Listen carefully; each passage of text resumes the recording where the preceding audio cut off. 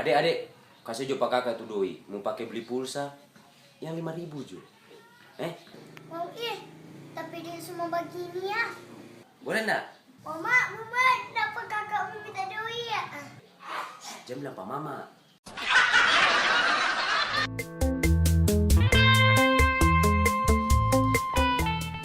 Det, stop.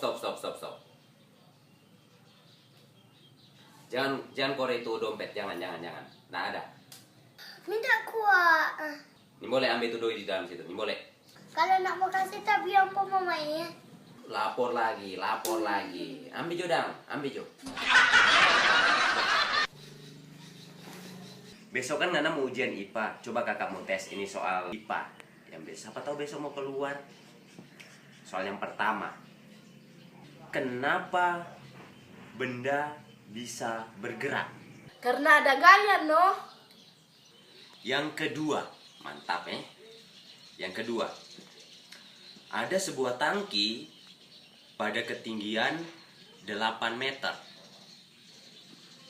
Jika tangki tersebut bocor, berapakah kecepatan air tersebut sampai di permukaan tanah?